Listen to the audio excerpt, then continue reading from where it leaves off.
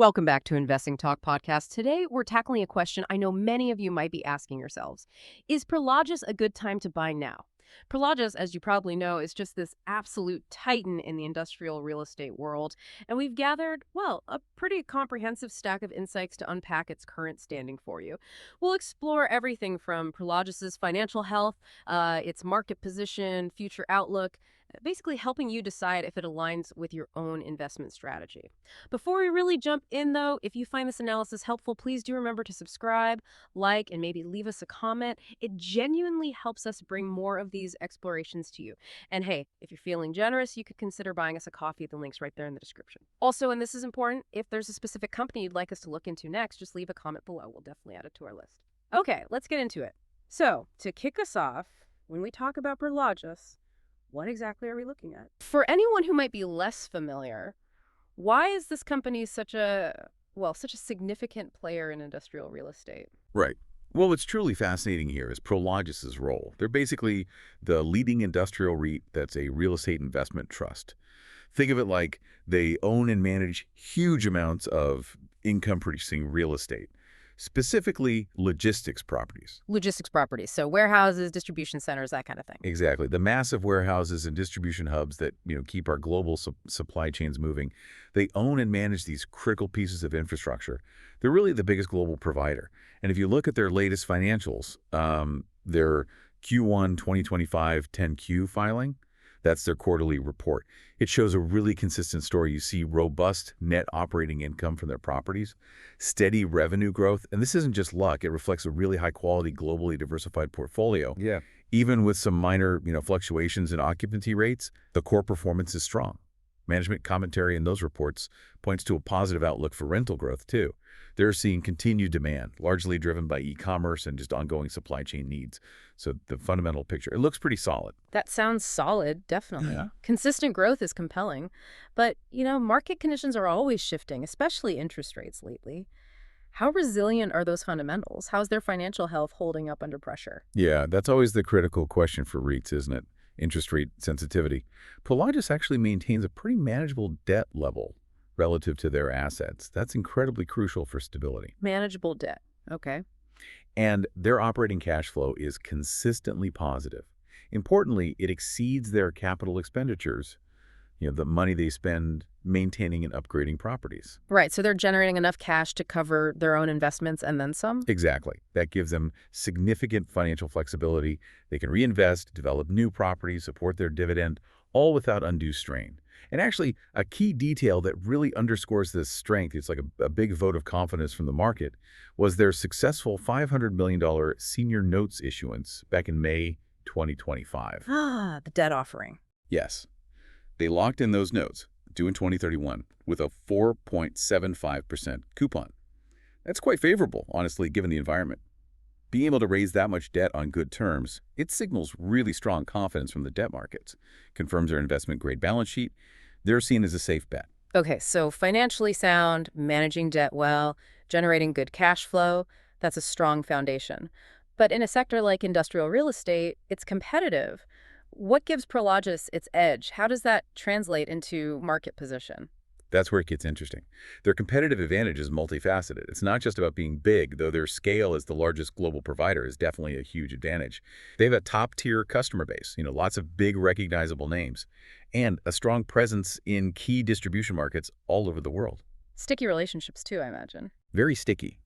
A significant chunk of their revenue comes from Fortune 500 companies, many of whom have been renewing leases for over a decade. That suggests much higher tenant retention than you typically see. Gives them real long-term revenue visibility. And their strategy is smart. They focus on prime infill locations. These are properties near big urban centers. Ah, close to the end consumer. Precisely. For every big fulfillment center way out on the edge of town, you need smaller, super efficient hubs inside the city limits for that last mile delivery. Demand for these spots is incredibly high. And what's really telling is that Prologis consistently gets higher rent growth in these urban infill zones compared to the rest of their portfolio. So their strategy is directly paying off. Owning the right land, not just any land. Exactly. Plus, barriers to entry are high. Land near cities is scarce, expensive, and developing it takes real expertise. Their global footprint also helps insulate them a bit from shocks in any single economy. Okay, that paints a picture of a really well-defended market leader, which brings us to the big question for investors. Is all that dominance already baked into the stock price? Let's talk valuation. Is it too expensive? Right, the million-dollar question. Or maybe the hundred-something-dollar question, given the share price. Their dominant position definitely reflects in the valuation. As of late August 2025, Prologis trades at a price-to-earnings ratio, the PE, of about 32.5. That's based on trailing 12-month earnings. And how does that compare? It's actually slightly below the industrial REIT average, which is hovering around 35. So on that metric, maybe not overly expensive. But if you look at price to sales, or PS, they're at 16.4 compared to an industry average closer to 15.2, so a slight premium there. Yeah. And their price to book, PB, is about 2.7. It's pretty much right in line with their peer group, which is typically in the 2.5 to 3.0 range. So a bit of a mixed bag on the ratios. Kind of. What it tells you, taken together, is that while it's not trading at a deep discount, the market consistently assigns a slight premium based on its revenue and book value. It's an acknowledgement of that quality and stability we talked about. So analysts using like discounted cash flow models, they're seeing it as fairly valued, maybe slightly overvalued. Generally, yes. The consensus from DCF analysis tends to land in that range, fairly valued to perhaps slightly overvalued. But, and this is important, that premium is largely seen as justified. You're paying for superior assets, that high-quality tenant base, and a more reliable growth profile than many competitors offer. So it's not a bargain bin stock, but you're paying for quality. Exactly. It's less about finding a deep discount and more about buying into a best-in-class operator with predictable growth in a sector with strong tailwinds. The argument isn't that it's dirt cheap, but that the quality merits the price. Understood. That clarity on valuation is helpful. That's right. Now let's zoom in on the present. What's the stock doing right now? For someone considering buying today, what's the recent price action the technical indicators telling us? Okay, looking at the charts. As of the week ending August 27th, 2025, Prologis has been trading in a pretty defined range. Call it between $122 and $132 per share, roughly. It seems to have found consistent support down around the $118 to $120 mark. That level has held up a few times. A floor, essentially. Yeah, seems like a solid floor for now. On the upside, it's faced some resistance getting through $135. We have seen a decent rebound from the lows it hit back in June, though. And that tracks with generally improving sentiment we've seen across the whole REIT sector lately. Okay, what about specific technical indicators? Moving averages, RSI, MACD? The 50-day moving average, that's the average price over the last 50 trading days, is trending slightly up. It's sitting around $127 right now. The longer-term 200-day moving average is a bit lower, around $124. So the short-term trend is above the long-term and pointing up slightly. Correct, which usually suggests a modest bullish trend, nothing dramatic, but the momentum seems gently positive on average. Then you have the relative strength index, the RSI. It's currently around 56. Which is pretty middle of the road, right? Not overbought or oversold. Exactly. 50 is neutral, above 70 is often seen as overbought, below 30 oversold. So 56 doesn't scream buy or sell based on momentum alone. It's just neutral-ish. We also saw a slightly bullish MACD crossover back in mid-August. The MACD compares moving averages to gauge momentum shifts. A bullish crossover can sometimes signal increasing upward momentum is building. And it's beta. Does it swing wildly with the market? Actually, no. Its beta is quite low for the sector, around 0.98, so it tends to be slightly less volatile than the overall market. Doesn't usually make huge swings. Okay, so technical suggesting stability, maybe a slight upward bias, but nothing extreme. Has there been any significant news lately or shifts in sentiment that could push it one way or the other? Well, that $500 million debt offering back in May at those good rates was definitely a positive news item. It really highlights their strong access to capital, which is reassuring for investors.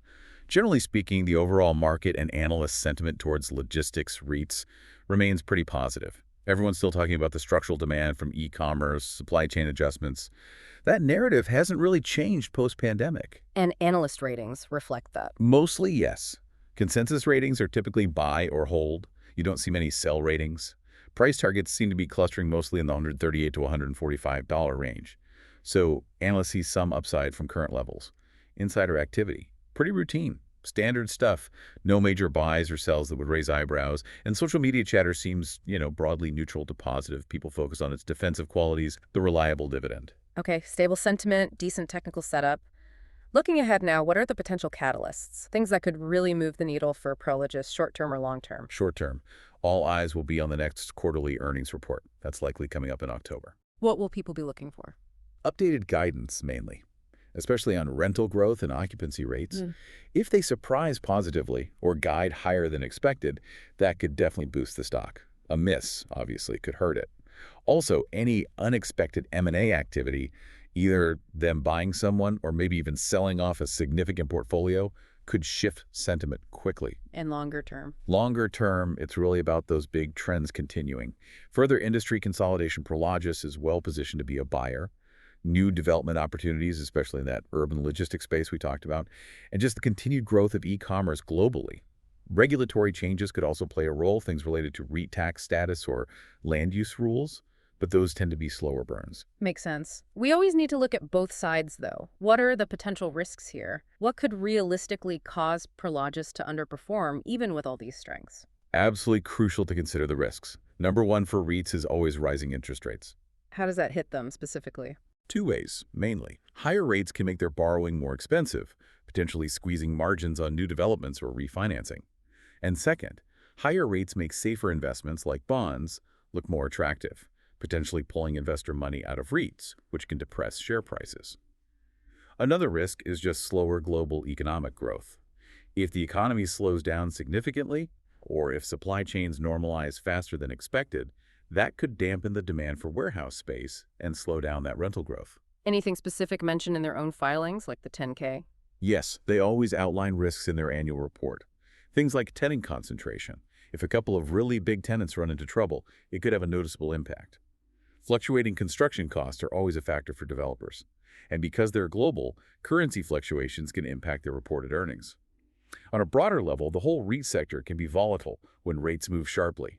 And the industrial logistics space itself could be affected by big shifts in global trade patterns, or maybe even new technologies that disrupt warehousing needs down the line.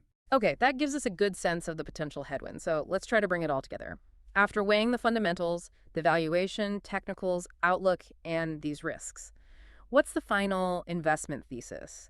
Is Prologis a good time to buy now? All right, boiling it down, my overall rating, considering everything, lands at about a 7.5 out of 10 for Prologis. Okay, 7.5. What's the reasoning behind that specific score? The rationale is pretty straightforward. Prologis genuinely stands out for its incredible scale, its portfolio of premier assets in key locations, and just its consistent, solid operational performance year after year. The valuation, as we discussed, isn't deeply cheap. It's near the industry averages. But that seems justified given the quality you're getting and its strong growth prospects relative to peers. So putting it all together, while the stock isn't screaming undervalued bargain, its combination of dividend reliability, that global footprint, and being plugged into those powerful long-term secular growth trends in logistics and e-commerce, it makes it really attractive for long-term accumulation. So more for a long-term hold than a quick trade? I'd say so, yes. It seems better suited for long-term portfolios looking for stable, growing income and exposure to these major economic shifts. It offers, I think, moderate upside potential over time. Short-term traders, they need to watch those technical levels we talked about, that $118 support to the $135 resistance, and keep a close eye on sector sentiment. Its lower volatility means it might not offer the quick swings some traders look for. That's a really comprehensive look at Prologis. It definitely sounds like a company built for the long haul, riding those big waves of e-commerce and logistics transformation. Indeed. I think the key takeaway, really, is understanding that distinction between a truly high-quality company and one that's just deeply undervalued. Prologis is clearly the former. Its premium seems earned based on its fundamentals and market leadership. It's a leader, not a bargain basement find. So what does this all mean for you, the listener? Well, perhaps it's a good reminder that not every great investment has to be a cheap one in the traditional sense. Sometimes that quality, that stability, and getting exposure to powerful long-term growth drivers, that's its own form of value. It might offer resilience and consistent returns, even if the entry price isn't rock bottom. As always, consider how it fits with your own investment timeline and your tolerance for risk. Thank you so much for joining us for this analysis. We hope it's given you a much clearer picture of Prologis and helps you decide if it aligns with your own investment goals. We'll be back soon with another exploration.